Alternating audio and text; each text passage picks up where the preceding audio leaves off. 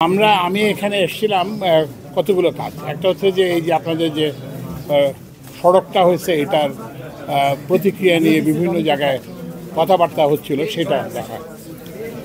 তো এটার ব্যাপারে সরকারের সিদ্ধান্ত হচ্ছে যে এই সড়কটা হয়ে গেছে, তো এখন এটার ভালো মন্দ নিয়ে আমরা আর বিতর্ক করব না, কিন্তু এইটার ফলে সৃষ্ট যেসব অসুবিধা সৃষ্টি হয়েছে সেগুলোকে আমরা সমাধান করার চেষ্টা করব। তো এখানে আলোচনার সময় সবার সঙ্গে তো আমাদের কথা হলো, এখানে কতগুলো কথা উঠে এসছে। একটা হচ্ছে জেলার সঙ্গে সংযোগ, কিশোরগঞ্জ জেলার সঙ্গে সংযোগ, এবং আরেকদিকে সিলেটের সঙ্গে সংযোগ।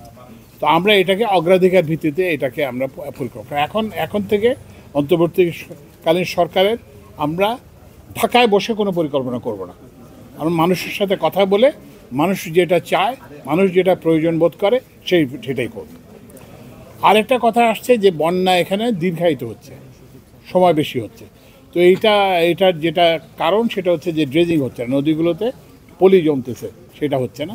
তো সেজন্য আমরা ড্রেজিংয়ের জন্য আমরা ইয়ের সঙ্গে কথা বলেছি, পানি সম্পদ সচিবের সাথে কথা বলেছি, এবং পানি সম্পদ মন্ত্রণালয়ের কর্মকর্তারা এখানে শুনেছেন। এইটার ব্যাপারেও ব্যবস্থা নেওয়া হবে। আরেকটা সমস্যা হচ্ছে যে এই রাস্তা হওয়ার ফলে জমিতে বালি আসছে এবং আগাছা। তা আমরা ওই কৃষি সচিবের সাথে কথা হয়েছে, আমি কৃষি উপদেষ্টার সঙ্গে যে কথা বলবো যে এইটা কিভাবে একটা সমাধান করা যায়। আর একটা সনাতন ধর্মাবলম্বী ভাইদের কাছ থেকে একটা দাবি এসেছিল যে ওনাদের একটা শ্মশানে ওনারা করতে চান, এই যে যাতে ইলেকট্রিক্যাল ইনসিনারেটর বসাতে চান দাহ করার জন্য, এবং এই জন্য যে বিদ্যুতের লোড প্রয়োজন।